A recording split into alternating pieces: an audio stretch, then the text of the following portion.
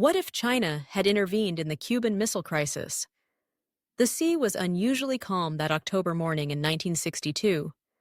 Over the Caribbean's clear blue waters, a reconnaissance U-2 plane carved silent arcs high above Cuban airspace. Through the lens of its cameras, the United States would uncover what it feared most. Soviet missiles, medium range and operational, nestled like fangs in the jungles of Fidel Castro's Cuba. The world held its breath. The superpowers stood eyeball to eyeball. But while all eyes focused on Moscow and Washington, a storm was brewing in Beijing, one that would turn a two-player standoff into a three-sided game of nuclear brinkmanship. In our history, the Cuban Missile Crisis was diffused with a fragile back-channel agreement. But what if that channel had been drowned in mistrust? What if the People's Republic of China, young, ambitious, and ideologically volatile, had not stayed silent? What if Mao Zedong had seen in the crisis not a danger, but an opportunity? Let us step into a world where Beijing did not sit back. It begins with a telegram. On October 18, 1962, as John F. Kennedy met with his ex-com advisors to discuss airstrikes, a message arrived in Havana. Not from Moscow, but from Beijing. Its contents would never be made public.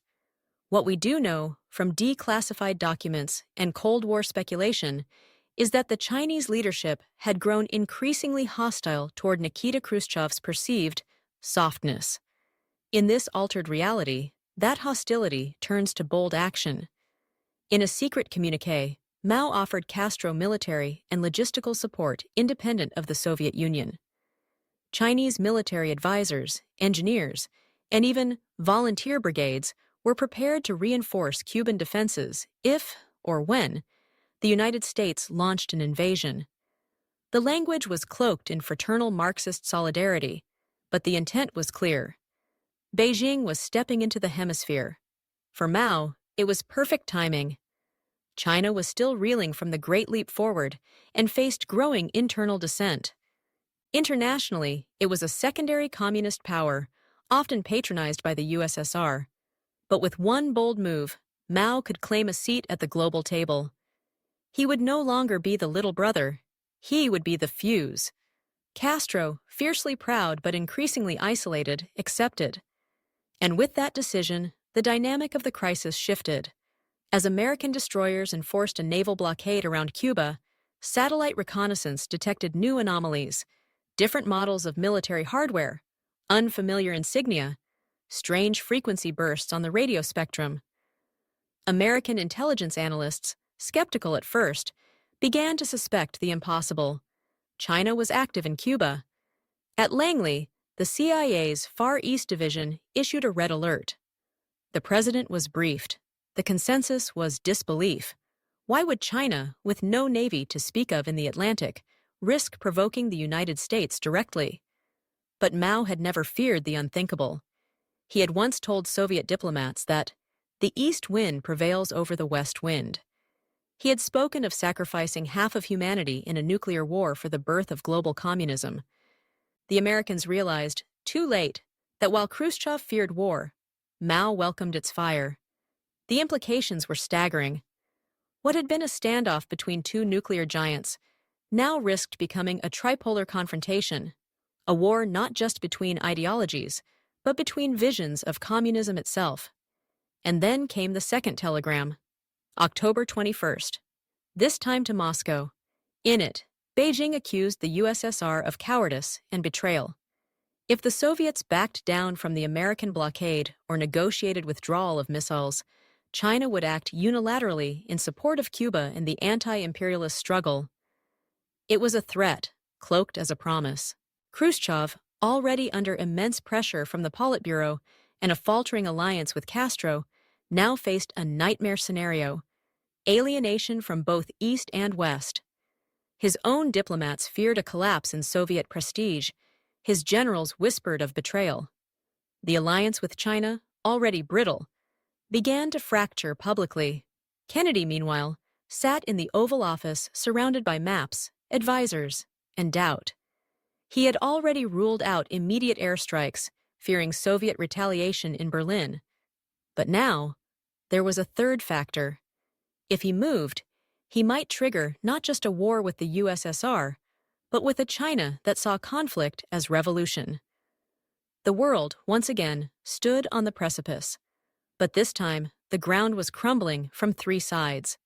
And as Chinese transport planes began quietly landing at Cuban airfields under cover of night, the countdown to catastrophe began ticking with a new, chaotic rhythm. What came after was even more unexpected. October 23, 1962. Havana was electric with tension. The city bustled with nervous energy, lines at bakeries stretched for blocks, anti-air batteries emerged on rooftops overnight, and uniformed troops patrolled the streets with a grim, unspoken urgency. But behind the pageantry of revolution, something far stranger was unfolding.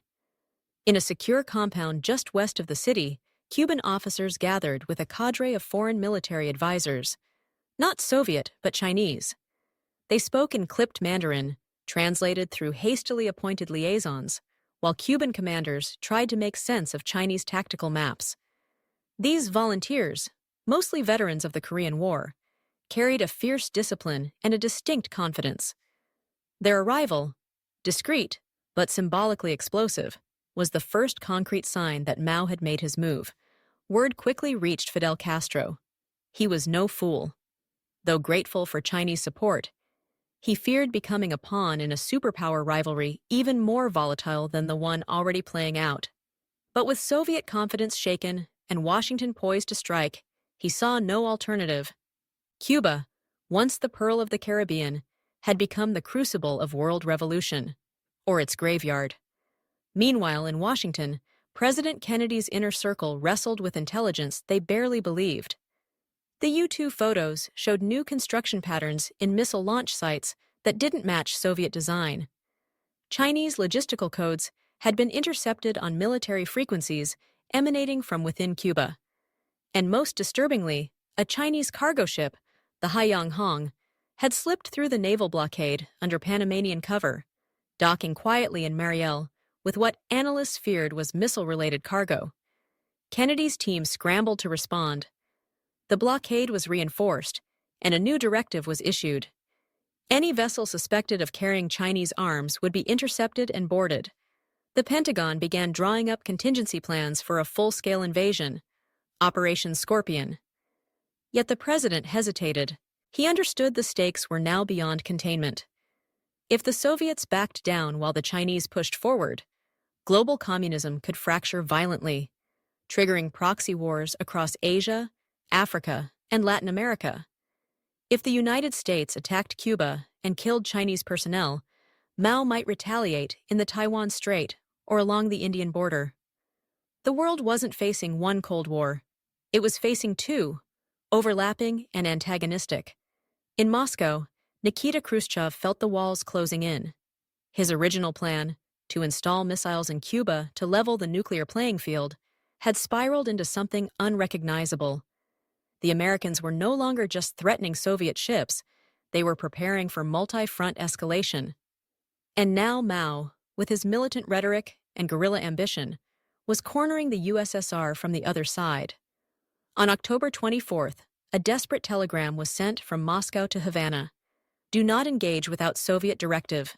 Hold positions. Await further instruction. But in Beijing, Mao's interpretation was different. He believed Khrushchev would retreat, and if he did, it would be China's moment to become the vanguard of global revolution. He instructed Chinese commanders in Cuba to prepare for asymmetric resistance in case of an American invasion. Booby traps, tunnels, sniper nests, the hallmarks of Chinese warfare were quickly implemented across the Cuban countryside. Chinese advisors also met with Cuban youth militias, encouraging a philosophy of people's war. The enemy may come with tanks, they preached, but they cannot occupy the soul of the people. This infusion of Maoist ideology did not go unnoticed. Inside Cuba, whispers of dissent grew. While some embraced the Chinese as revolutionary brothers, others saw them as foreign agitators exploiting a fragile nation. Tensions flared in provincial garrisons.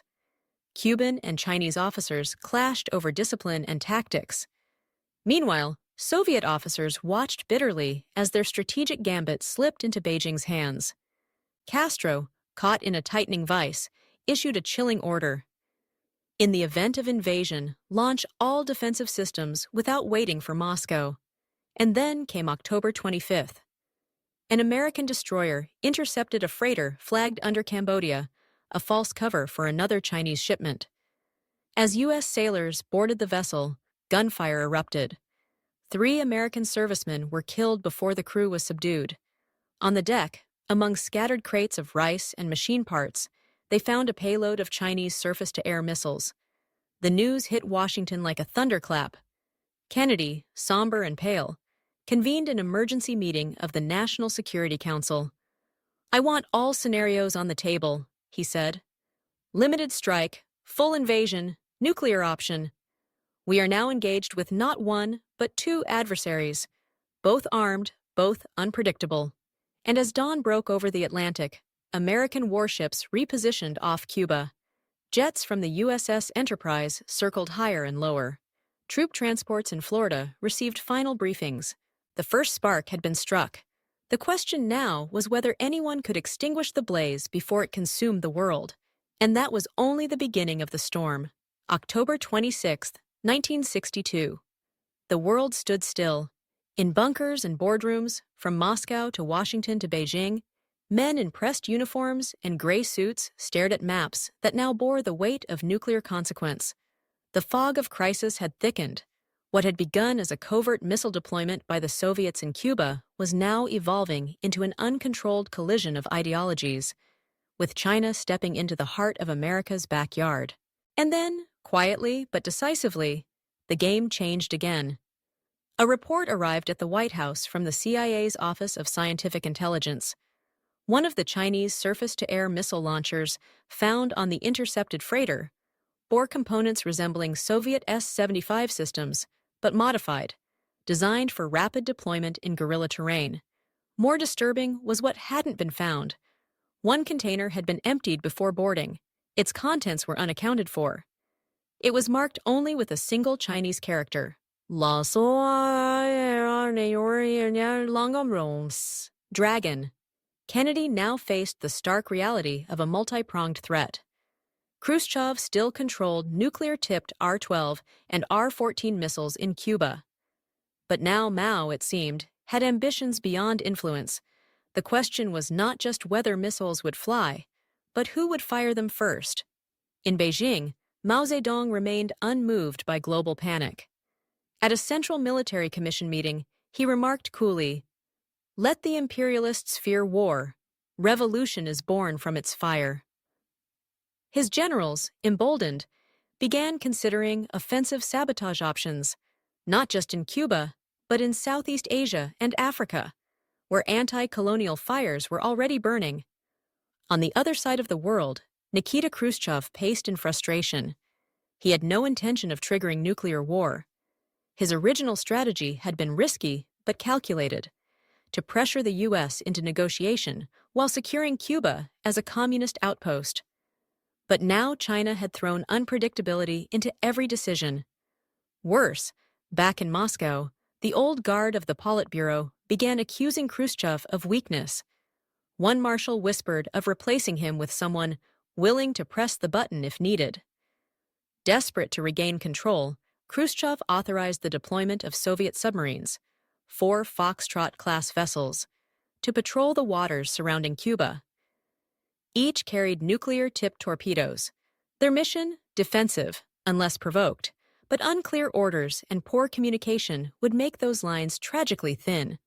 Meanwhile, in Florida, preparations for Operation Scorpion reached their final stage.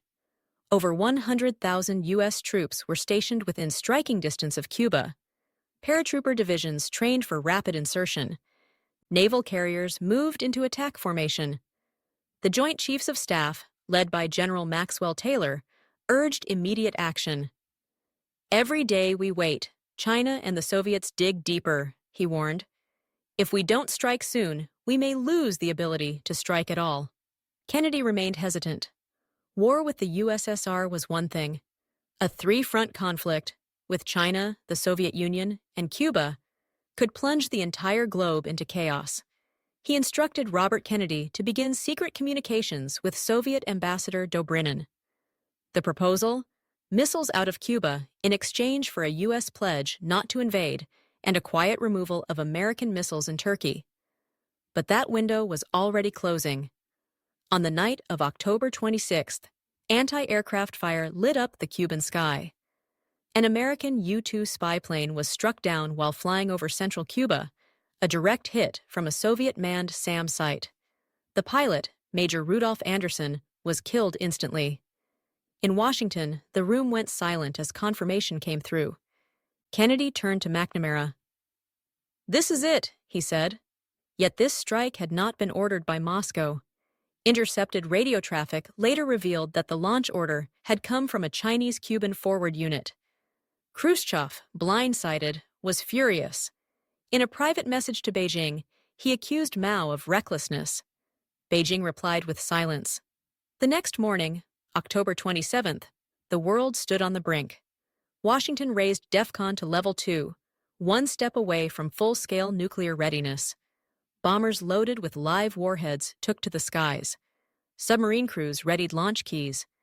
Civil defense sirens were tested across American cities. But in the quiet corridors of diplomacy, a strange opportunity emerged. In New York, UN Secretary General U Thant proposed an emergency tri-power summit. The US, USSR, and China, to defuse the crisis. Moscow agreed immediately. Washington wavered. But in Beijing, Mao refused outright. "We do not negotiate with paper tigers," he declared. "We expose their claws." With that, the chance at diplomacy evaporated, and deep beneath the Atlantic, one Soviet submarine, B-59, was surrounded by American destroyers. Depth charges exploded nearby. Believing war had already begun, the captain prepared to launch a nuclear torpedo. Only the objection of one man, Vasily Arkhipov, prevented it. The world had brushed against the edge of oblivion, and it had survived, barely. But this time, the fuse hadn't burned out. It was still lit, and what followed would ignite more than just missiles. October 28, 1962. The air above Cuba shimmered with heat and tension. Civilians huddled in their homes beneath the rattle of distant aircraft. Schools were closed. Radios played martial songs in between frantic news bulletins. And in the highlands outside Santiago de Cuba, a detachment of Chinese-trained Cuban militia was preparing for a war they believed would define the fate of the hemisphere. Just before dawn, a new signal arrived at the U.S. Southern Command in Miami. It was simple and horrifying. Cuban coastal batteries had opened fire on a U.S. reconnaissance boat patrolling outside Guantanamo Bay. One shell struck the bow, killing 4 American sailors. The order, it was later revealed, had not come from Castro, but from a Chinese advisor embedded with local artillery crews. The gloves were off. President Kennedy, already shaken by the downing of Major Anderson's U-2, and under relentless pressure from the Joint Chiefs, convened his war cabinet for what would become the final decision point. Operation Scorpion, once a contingency plan, was now approved. At 4 p.m., the first wave of American bombers roared across the Caribbean sky. Their targets, radar installations, SAM sites, and forward bases suspected of hosting nuclear weapons. The assault was precise, relentless, and massive. Soviet and Cuban defenders scrambled to respond, but the opening strikes decimated communications lines. Yet something unexpected happened. At 3 separate sites, American pilots reported anti-aircraft fire that was heavier and more coordinated than previously encountered. At one location, near Santa Clara, radar-evading fighters were brought down by ground units using Chinese-designed optical targeting systems, previously unseen in the West. This wasn't merely a Soviet-built fortress anymore. It had become a Chinese-engineered trap. While American paratroopers began their descent over Pinar del Rio, an armored landing craft churned toward the Bay of Pigs, chaos broke out across the island. Communist militia groups, trained by Chinese operatives, initiated a guerrilla campaign behind the American lines. Bridges were blown, convoys ambushed. Mines, carefully planted in civilian routes, ripped apart supply trucks. The jungle, humid, tangled, and brutal, became a war zone. In Beijing, Mao watched with satisfaction. He issued a public address, broadcast in Mandarin and Spanish. "The imperialists have come to destroy a sovereign people," he declared. "But the people of Cuba, with the support of revolutionary China, shall turn this island into the graveyard of the American empire." The Chinese public, long isolated from international news, was fed a controlled stream of information. The official narrative that the U.S. had launched a colonialist invasion of a brother nation, and that Chinese volunteers were defending socialism itself. In truth, thousands of Chinese operatives were already in Cuba, engineers, field medics, special forces veterans of the Korean War. Some were real volunteers, others handpicked from elite units in Yunnan and Inner Mongolia. They brought with them tactics suited not for a formal battlefield, but for endurance warfare, ambush, sabotage, and attrition.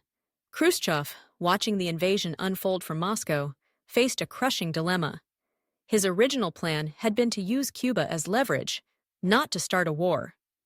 But with American forces now storming the island and Chinese units firing alongside Cubans, the entire communist bloc risked descending into internecine chaos.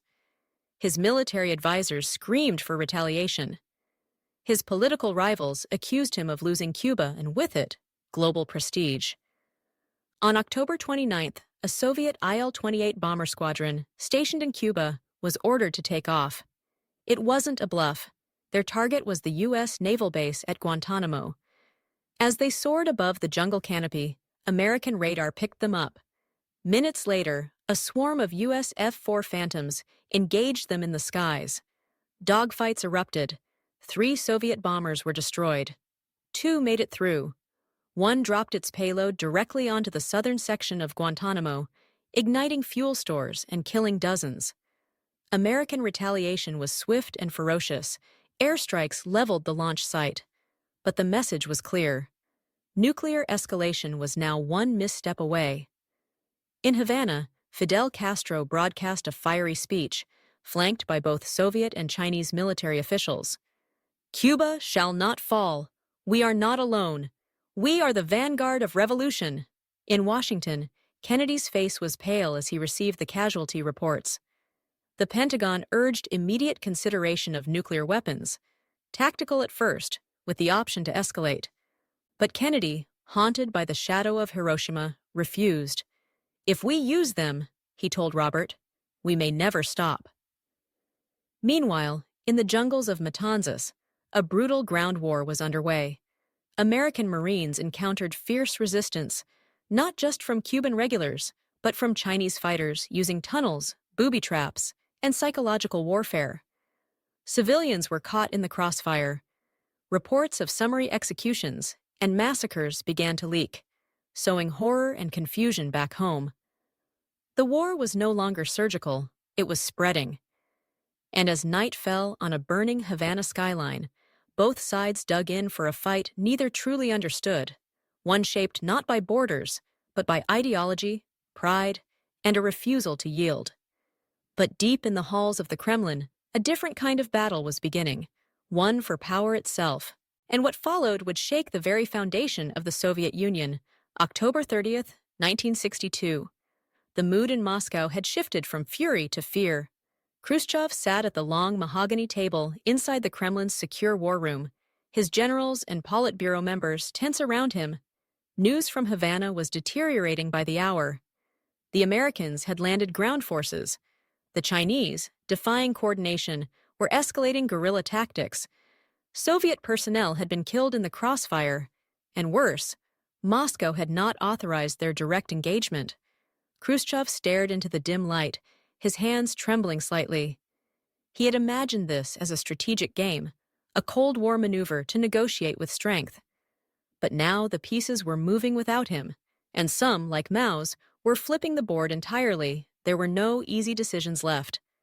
General Malinovsky, the defense minister, slammed his fist on the table. "Comrade First Secretary, we must respond in kind. If we do not retaliate for the deaths of our soldiers, we will lose all credibility."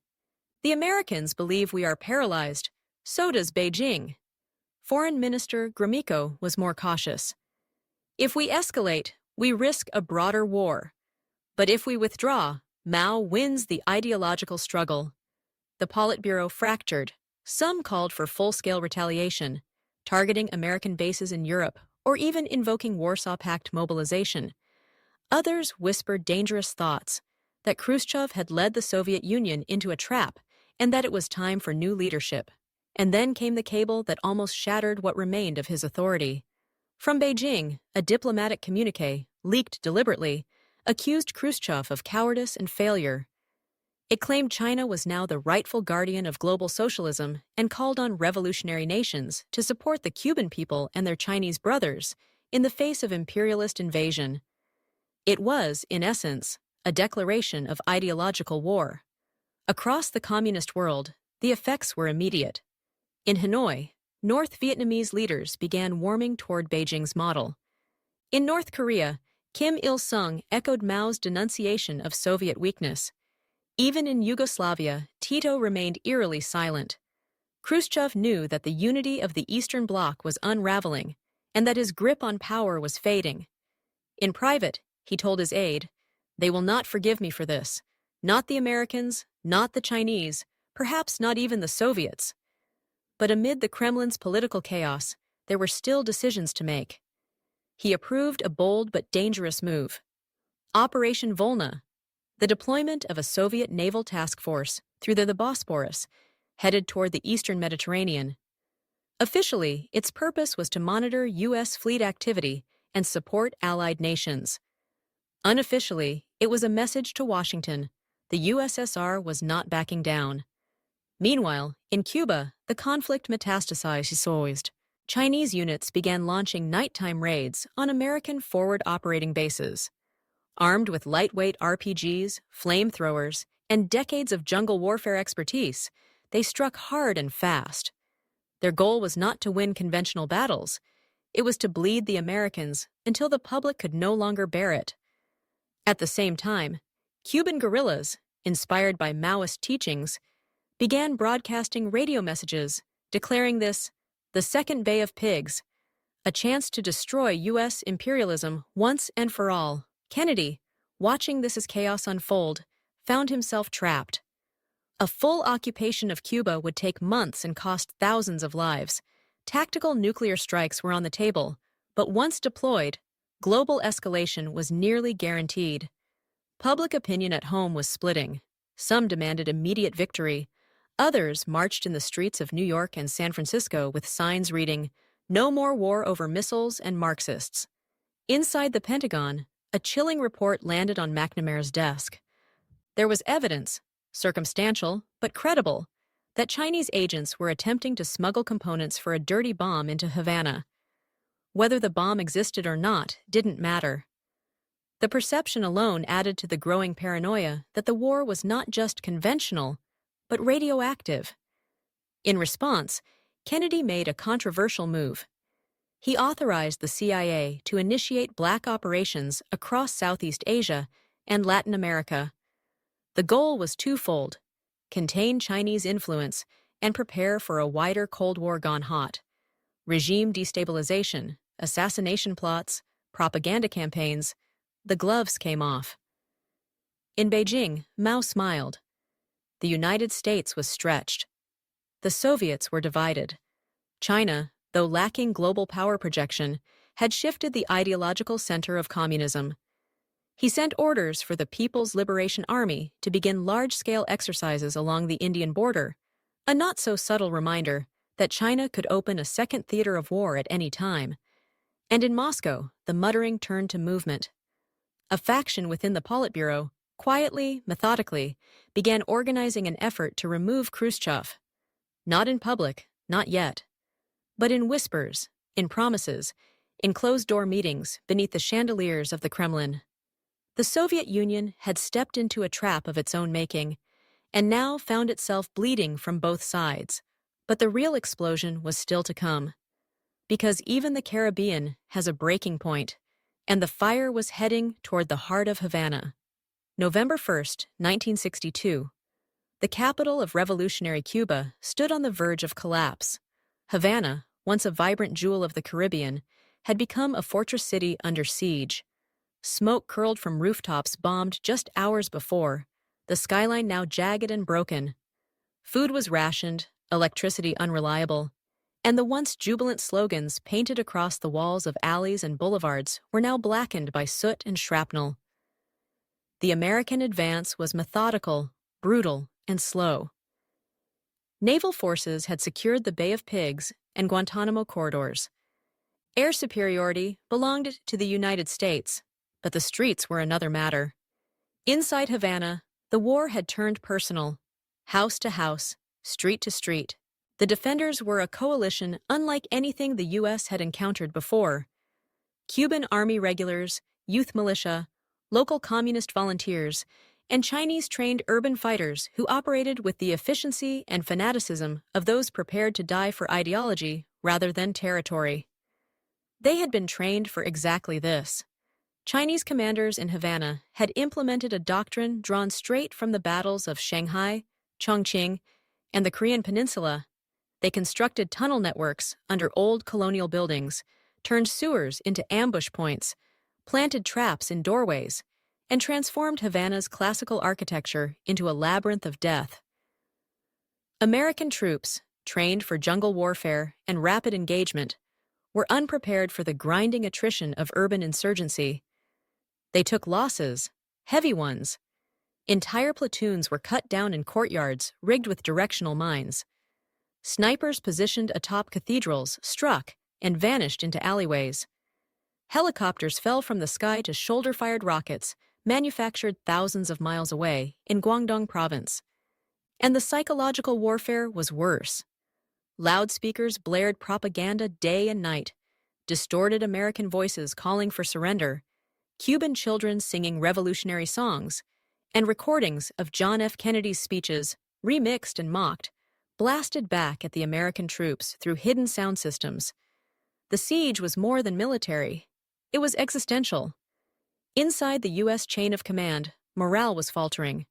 Casualty lists grew. Public support back home began to fracture. Television broadcasts, censored but still vivid, showed body bags arriving in Miami, mothers crying on camera, and protests forming at university campuses across the country. Kennedy, visibly aged by the ordeal, faced an agonizing choice. He could level Havana. The Pentagon presented the option: saturation bombing, bunker busters, napalm. It would end the resistance, but at the cost of tens of thousands of civilian lives. He refused. "We are not liberators if we destroy what we came to save," he said. But the alternative was equally dire: a slow grind with no guarantee of victory. Meanwhile, inside Havana's central command bunker, carved beneath the old National Capitol building, Fidel Castro met with his closest advisors, flanked by Chinese operatives and guarded by Cuban loyalists. His beard grayer, his voice hoarser, he recorded message after message to the people. Resist, fight, endure. The empire may have its tanks, but we have history. But even he could see the tide turning. Supplies were dwindling. The Soviets had promised reinforcements, but delivered only words. Chinese arms still trickled in, smuggled through clandestine routes from sympathetic Latin American ports, but the pace was unsustainable. Mao's influence remained strong. He urged Castro to fight to the last man, promising that revolution would rise again from the ashes. But privately, the Chinese advisors in Havana were beginning to split. Some advocated withdrawal, fearing that martyrdom in Cuba would cripple Beijing's long-term ambitions. Others urged escalation, a global call to arms. It was in this chaos that a secret meeting took place. A young Cuban officer, disillusioned with the endless bloodshed and weary of foreign manipulation, reached out to a U.S. intermediary. He carried a proposal, a ceasefire, in exchange for safe passage for civilians and political guarantees for Cuba's sovereignty. But one condition stood out: the Chinese must leave. Kennedy, intrigued but skeptical, authorized a Black Ops unit to establish contact.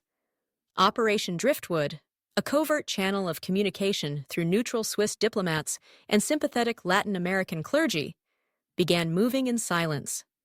At the same time, in Beijing, Mao sensed the shift. He sent a new message, this time to both Castro and Khrushchev.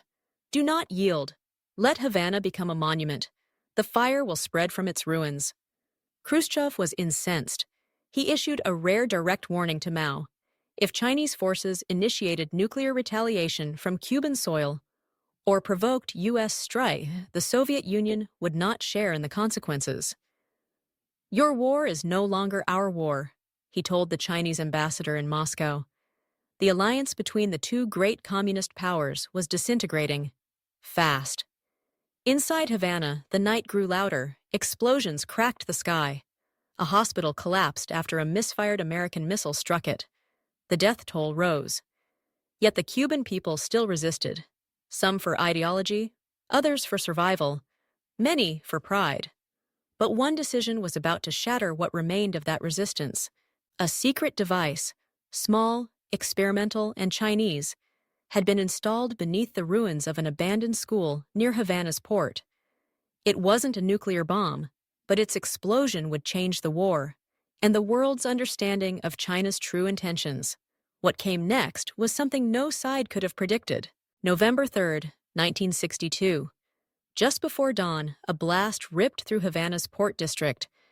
The shockwave shattered windows across several blocks. Fire curled into the night sky. Nearby American troops instinctively dropped to the ground, fearing it was the beginning of a tactical nuclear strike. But there was no blinding white light, no mushroom cloud. Instead, it was something else, quieter, more insidious. Within hours, medics on the ground reported symptoms they had never seen before: burns with no flame, nausea and disorientation, soldiers vomiting uncontrollably, their hair falling out in clumps. Civilians caught in the area screamed of invisible agony. Radiation badges worn by a few reconnaissance units turned black. The site, later identified as the ruins of a former school building, was ground zero for an experimental Chinese radiological dispersal device, a so-called dirty bomb. It had not leveled Havana, but it had contaminated a wide radius of the port with radioactive isotopes designed to spread slowly through air and water. The world's worst fears had been confirmed.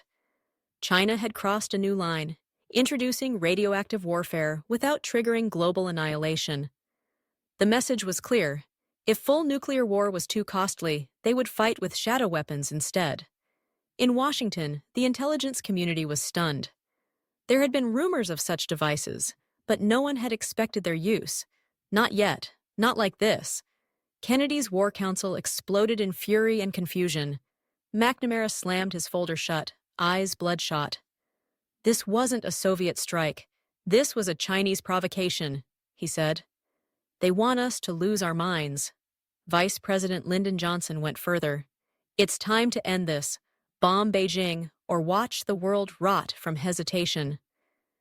But Kennedy, still clinging to the belief that restraint was a form of strength, ordered a new kind of response: psychological escalation. He authorized the CIA to leak information about the dirty bomb to the global press. Photographs of poisoned civilians in Havana, maps of contaminated zones, and intercepted Chinese communications were published in Life, The Times, and even distributed via leaflets over neutral territories. The message: this was not a defensive war. China had weaponized human suffering. The world reacted with horror. Even neutral countries like India and Indonesia condemned the act. Switzerland demanded an emergency session of the UN General Assembly.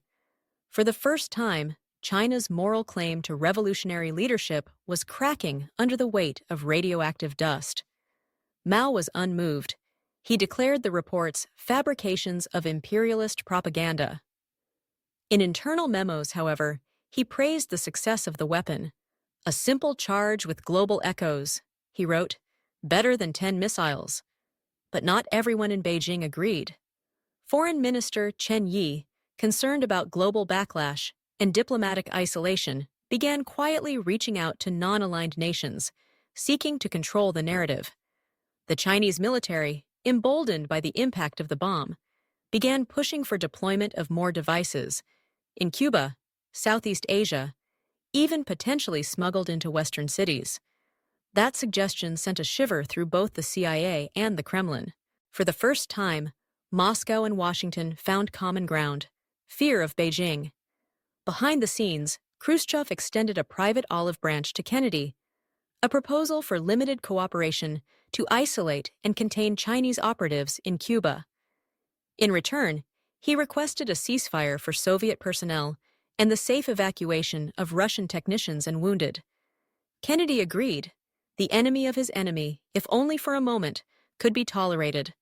Operation Frostline was born, a joint American-Soviet initiative, shrouded in secrecy, to identify and eliminate Chinese command nodes in Cuba while freezing Soviet engagement.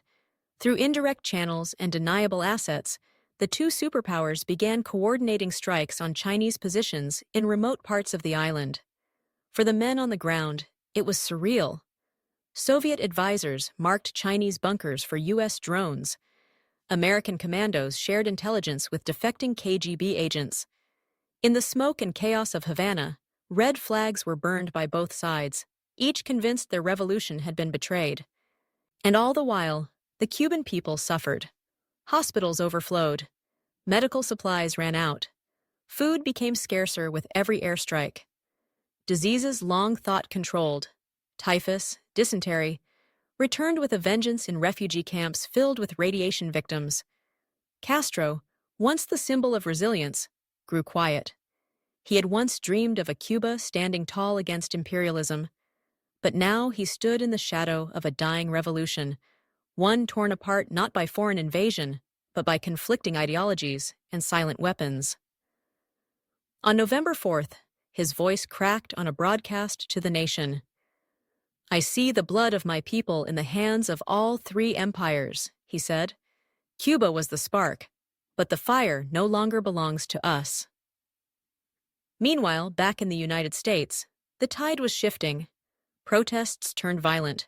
Washington, D.C. saw its largest anti-war march in history.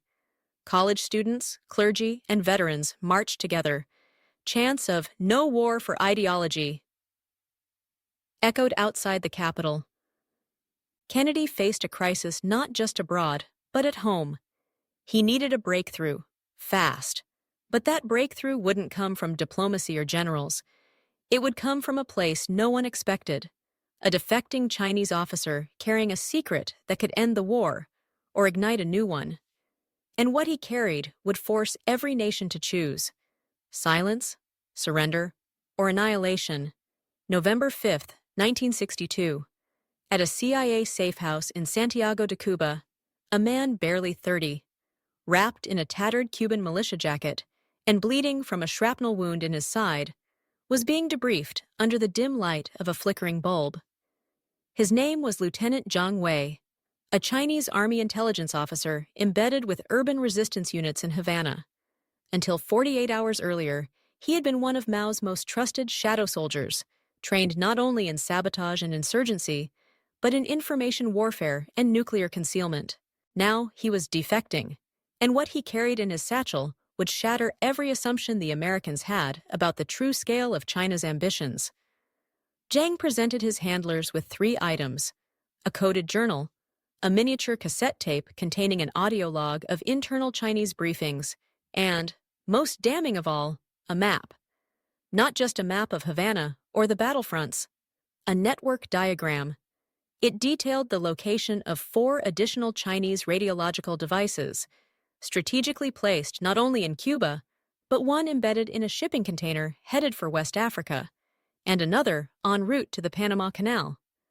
The devices, disguised in steel drums among humanitarian aid or construction equipment, were designed to explode with minimal structural damage but maximum radioactive contamination. The goal wasn't to kill instantly.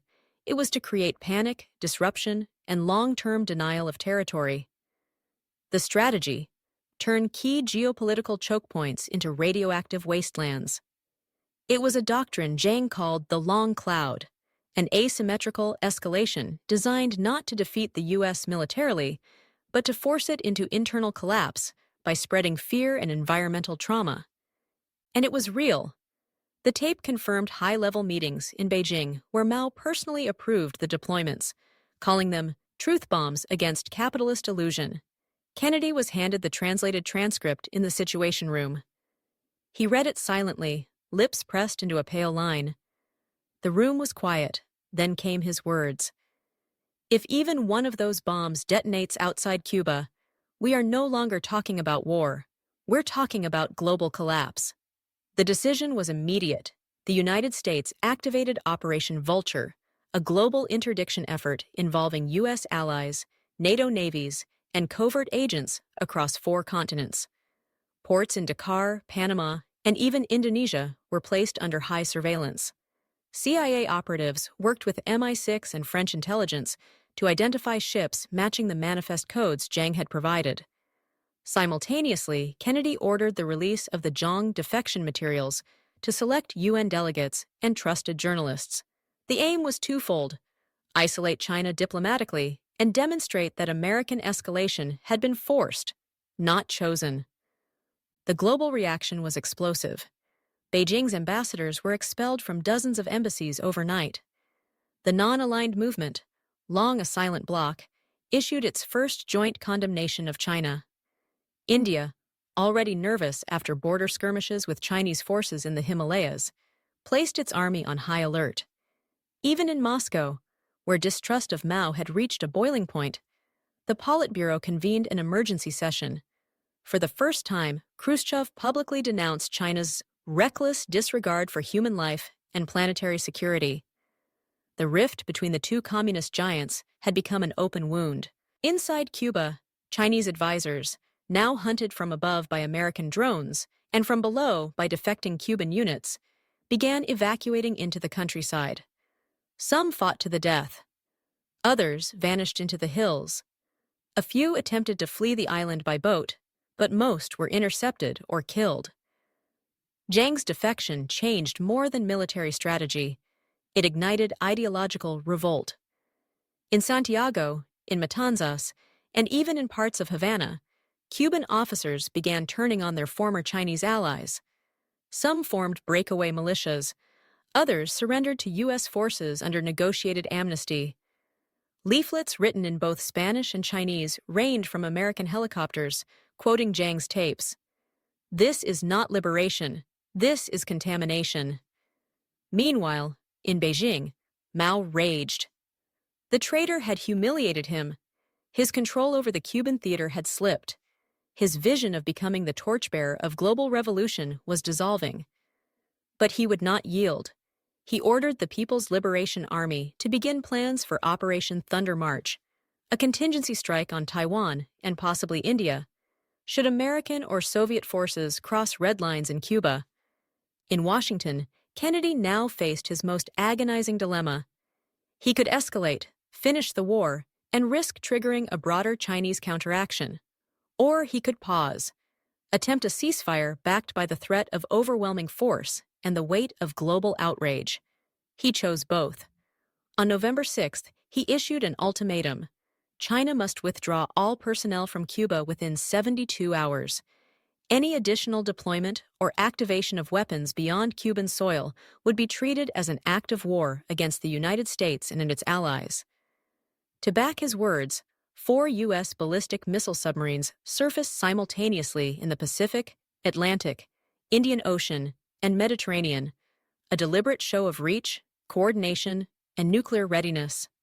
Mao's generals advised caution. The map had changed. Jiang Wei, once an anonymous soldier in a distant war, had reshaped the conflict with a single act of conscience.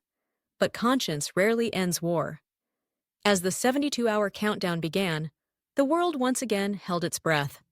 And far away, in a lab buried beneath a Chinese facility in Guangxi, engineers began assembling a device whose existence had never been confirmed, not by Jiang, not by any defector. A true nuclear warhead. What came next would determine whether the Cold War remained cold or turned to fire. November 7, 1962. The 72-hour ultimatum had begun.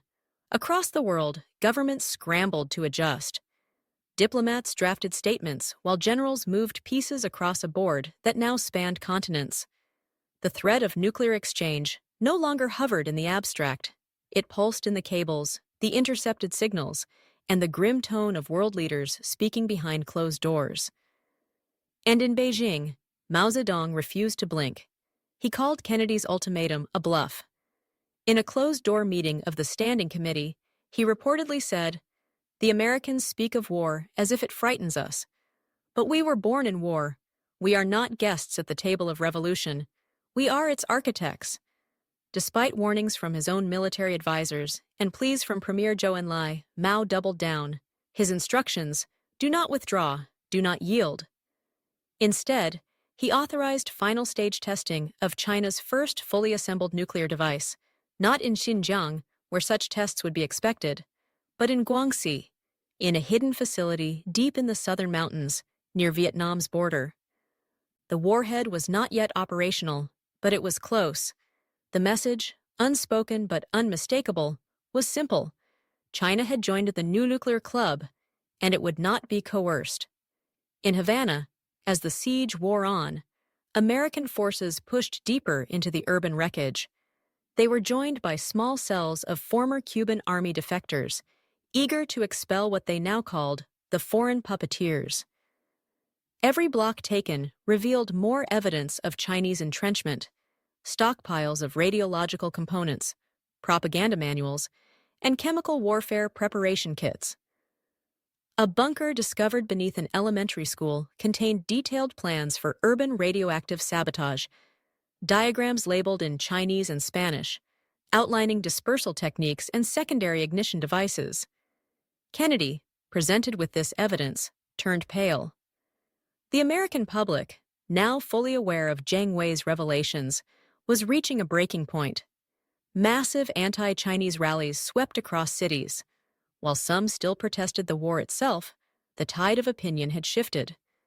For the first time since Pearl Harbor, Americans across party lines felt the fire of existential threat. And yet, Kennedy still refused to launch a preemptive nuclear strike. Instead, he sent a message to Moscow: "If China detonates a weapon, anywhere, we must respond. I need to know where the Soviet Union stands." Khrushchev responded with a proposal few would have imagined weeks earlier. He offered to station Soviet observers at Chinese nuclear facilities. If the Americans allowed it, Soviet intelligence officers would attempt to verify and potentially sabotage China's capacity to detonate a warhead. In exchange, the U.S. would halt further advances into Cuban territory unless Chinese resistance continued. It was a stunning reversal, and a desperate bid to prevent China from becoming the unchallenged radical voice of communism. Kennedy agreed. Thus began Operation Icefeel, a covert joint Soviet-American operation, coordinated through back channels and deniable proxies to track and potentially neutralize China's nuclear development program before it crossed the red line. Meanwhile, in Guangxi, Mao's engineers raced the clock. A test site was prepared in secret, tunnels dug, sensors place-aid, the device armed, though not fully understood. Mao didn't need a clean test. He needed a signal. One flash, one tremor felt around the world. But something unexpected happened. Inside the facility, a young nuclear physicist, Dr. Lu Ming, part of China's early bomb team, and quietly sympathetic to Premier Zhou's moderating influence, hesitated. In the dead of night, he used an internal access code to send a burst transmission to Soviet intelligence channels. It was short, just a few coordinates and 3 words in Russian. "The dragon breathes." The Soviets received it. The Americans decoded it. A decision had to be made: strike the facility preemptively and risk a full-scale war with China, or let the test happen and risk being too late. In a rare moment of unity, Kennedy and Khrushchev authorized a joint cyber-physical assault. While American naval units surged toward potential launch paths in the Pacific, a Soviet espionage team in Vietnam, long embedded with ethnic Chinese communities, was activated. Their mission: intercept the test via sabotage or disable the warhead manually. They had 48 hours. Back in Cuba, the war ground on. Skirmishes flared across Havana's eastern edges. U.S. troops began evacuating thousands of civilians from contaminated zones. Anti-Chinese graffiti appeared in once proud revolutionary neighborhoods. Resistance collapsed not in one dramatic moment, but through exhaustion. And still, the countdown ticked. In Washington, Kennedy gave the order to elevate U.S. strategic forces to DEFCON 1, the highest level of nuclear readiness. Submarines moved into position. SAC bombers began airborne patrols. Missile silos in Montana, North Dakota, and Turkey received their final target packages. The American public watched as newspapers ran maps of fallout zones and instructions for basement shelters. In churches across the country, candles burned late into the night. In Beijing, sirens tested citywide alert systems. The world prepared for what everyone feared was inevitable. And then, silence. No blast, no tremor, no mushroom cloud, just a coded message intercepted by both the CIA and KGB. Eagle touched the heart of the dragon. Translation: the mission had succeeded. The device in Guangxi had been neutralized, how no one would say, but it had not been detonated, not yet. But a nation humiliated is a nation enraged, and Mao Zedong was not a man to forgive betrayal, especially from the Soviets. The stage was set for a reckoning no longer just about Cuba or missiles, but about the very future of communism itself, and the storm that had begun in the Caribbean was now about to engulf Asia. November 9, 1962. The storm that began over the Caribbean had crossed oceans, transformed alliances, and now threatened to tear the very fabric of communist unity apart. Inside the Forbidden City, Mao Zedong received the news in a dimly lit chamber surrounded by loyal cadres. The test had failed, or worse, been sabotaged. No names were spoken, but he knew who to blame. Not the Americans, not the Cubans, not even the defectors. It was the Soviets. The betrayal, in Mao's eyes, was not merely strategic. It was ideological. While China had embraced revolution as permanent upheaval, the USSR had chosen compromise and diplomacy. Khrushchev had not only denied support for Cuba's final stand, he had collaborated with the enemy to destroy China's sacred deterrent. It was unforgivable. That same day, Mao issued Directive 172, an order to sever all formal military cooperation with the Soviet Union, recall Chinese diplomats from Moscow, and expel Soviet advisors from Beijing. But he went further. The directive declared the USSR a revisionist power and accused it of aiding imperialism in suppressing genuine socialist struggle. For the first time, China publicly split from the Soviet bloc. The global communist movement fractured like glass under pressure. In Pyongyang, Kim Il-sung embraced Beijing. In Tirana, Enver Hoxha denounced both powers. Across Asia and Africa, fledgling revolutionary groups found themselves caught in a new kind of Cold War. Not East versus West, but Red versus Red. And at its epicenter was the battered island of Cuba. In Havana, the U.S. finally encircled the last strongholds of resistance. American forces, joined by defected Cuban officers and neutral UN observers, began a street-by-street sweep of the capital. The fighting was no longer large-scale, but it was vicious. Chinese cells, cut off from outside communication, resorted to suicide attacks and chemical booby traps. Civilians caught between the chaos either fled or turned vigilante. Buildings collapsed from accumulated shelling. The once grand Capitolio Nacional now stood gutted, its dome cracked, its halls reduced to ash. On November 10th, Fidel Castro was located in a makeshift command post in Old Havana.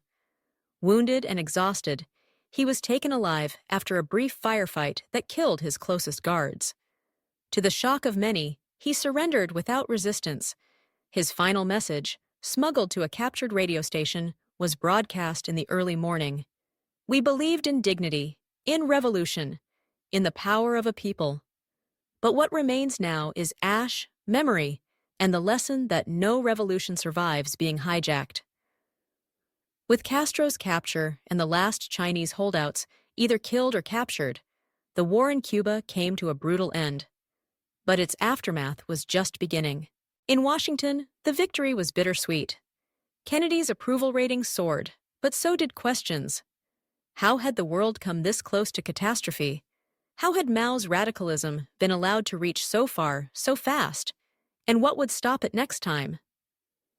Kennedy resisted calls for occupation. Instead, he declared that the U.S. would assist in Cuba's rebuilding under a neutral transitional government monitored by the UN. It was a bold move, designed to undercut Maoist propaganda that painted America as a permanent occupier. Congress was divided, but the world took notice. In Moscow, Khrushchev moved quickly to consolidate his survival. He reshuffled the Politburo, silenced rivals, and presented his cooperation with Kennedy as preventing World War III. It was partially true, but the Soviet military seethed. Many generals believed that the USSR had lost both face and influence. That rift would grow in the years to come, eventually culminating in Khrushchev's ousting. Not in 1964, as in our timeline, but in early 1963, under pressure from a new hardliner bloc demanding a stronger line against both China and the West. And in Beijing, Mao shifted focus. With Cuba lost, the nuclear program delayed, and the Soviet alliance destroyed, he turned inward. He ordered a purge of scientists suspected of sabotage. Dr. Lu Ming disappeared. Jiang Wei, the defector, became a ghost in Chinese state media, scrubbed from history. But Mao also prepared for something else. The next theater. He accelerated border operations in the Himalayas. In Vietnam, he doubled support for Ho Chi Minh. And in Africa, Chinese advisors reappeared, quietly training revolutionaries, promising solidarity, vowing that the next war would be different. The United Nations, stunned by the speed and violence of the Cuban collapse, issued a joint resolution condemning the use of radiological weapons. For the first time in its history, it specifically named China as a violator of human security norms. But China, now isolated and enraged, walked out of the UN General Assembly. The Cold War had changed. No longer bipolar, no longer predictable. It had become a triangular battlefield, each corner distrustful, each ideology incompatible, each leader watching the other for the slightest misstep. And though the fires in Havana had been extinguished, smoke now curled across the mountains of Asia. The question now wasn't whether the Cold War would ignite again, it was where and how soon. And behind every flashpoint loomed the memory of a nearly broken world. November 12, 1962. The last of the American Marines departed Havana's ruined port as the U.S. flag was lowered from temporary command posts across the capital. Operation Scorpion had technically concluded. Combat was over, but the war's legacy was just beginning. The world had changed, not with the sudden brilliance of atomic fire, but in the slow, grinding churn of distrust, disillusionment, and devastation. What had begun as a confrontation over Soviet missiles had morphed into a global ideological fracture that few could have predicted, and none could ignore. Across Cuba, reconstruction teams arrived to find a landscape poisoned not just by war, but by secrets. Teams in hazmat suits mapped radiation hotspots left behind by Chinese dispersal devices. Local children born months later would suffer deformities. The water in some Havana districts would remain undrinkable for decades.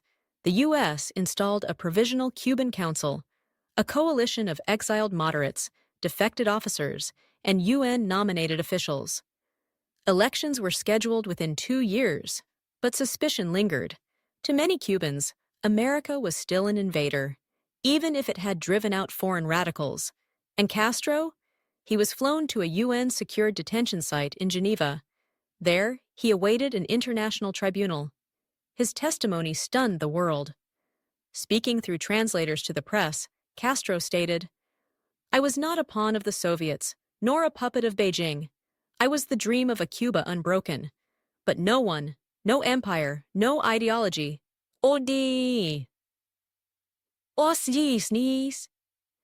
came to save us, only to use us. Let my fate remind the world what happens to small nations caught between giants." Castro's words were censored in both Moscow and Beijing. But in Latin America, they echoed loudly. In Chile, Nicaragua, and Bolivia, communist movements fractured between Soviet loyalists and Maoist radicals. Some dissolved entirely. Others became more militant. The Cuban crisis had proved that great powers would abandon their own at convenience, or worse, manipulate them into ruin. In Washington, Kennedy gave a somber address from the Oval Office, broadcast worldwide. "We have emerged from the shadow of annihilation, not through bombs, but through difficult choices. We will not celebrate victory. We will remember sacrifice, and we will commit ourselves to peace, not as a slogan, but as a burden." His approval ratings soared. But behind closed doors, his administration was weary. The CIA had expanded exponentially.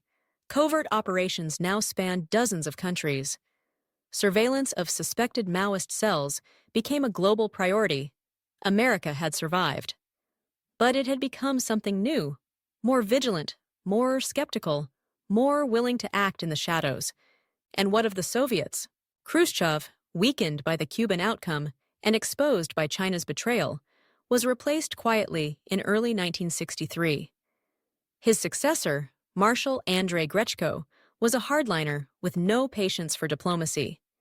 He ramped up Soviet nuclear production, ordered the militarization of Eastern Europe, and purged officials who had supported Khrushchev's détente strategy. The new Soviet doctrine was simple. If the West or China moved, Moscow would move faster. The Cold War was no longer cold, just on pause. In China, Mao responded to betrayal with fury and introspection. The failed nuclear test and exposure of radiological warfare devastated China's international standing. But Mao didn't retreat. He reinvented. He launched a new campaign called the Purification of Thought, a precursor to what, in our timeline, would become the Cultural Revolution.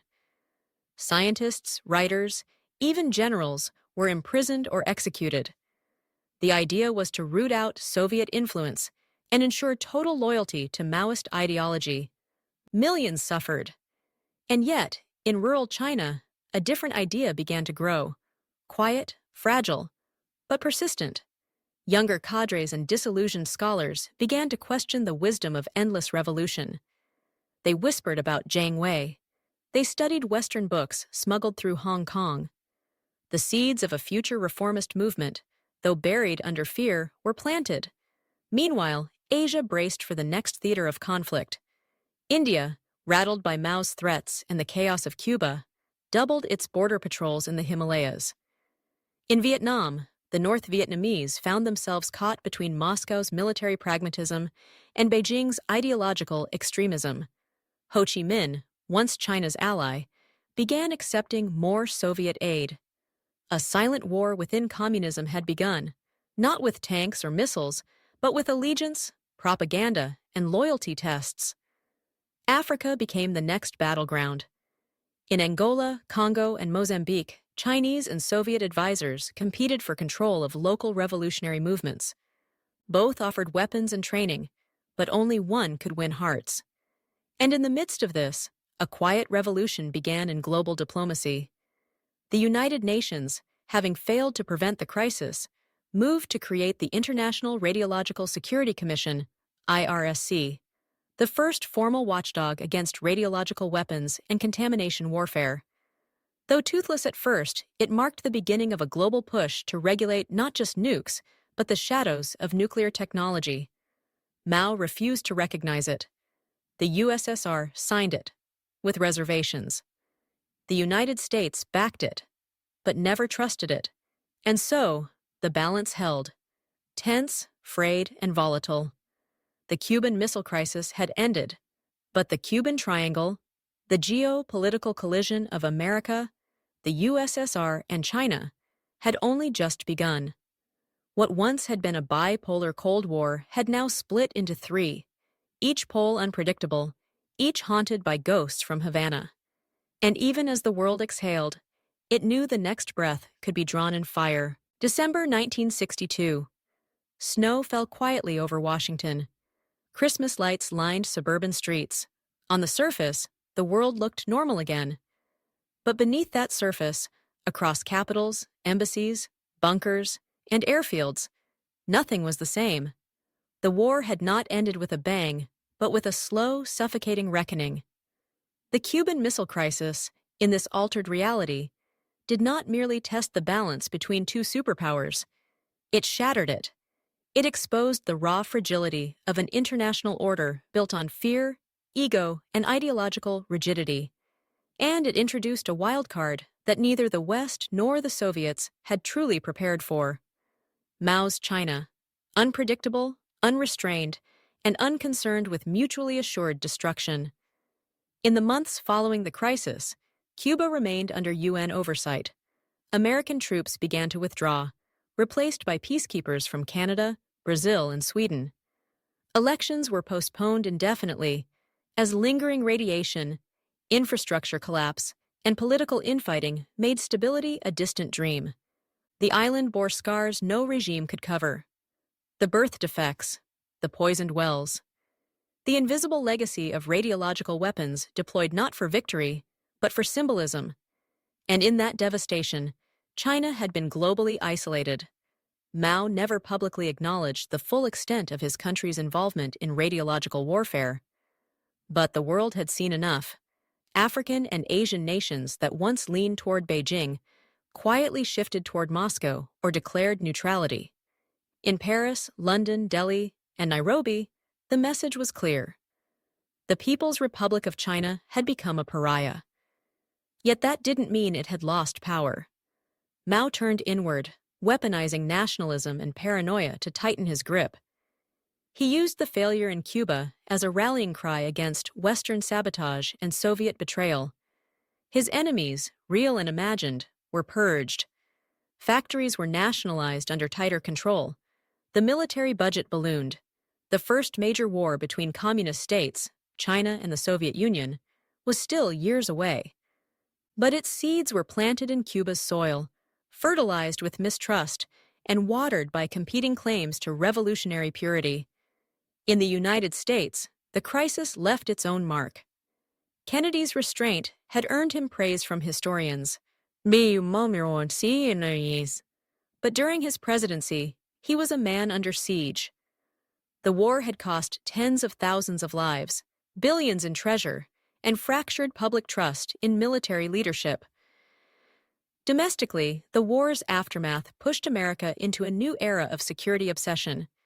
The National Security Agency, once small and secretive, became a bureaucratic giant. Civil defense funding surged.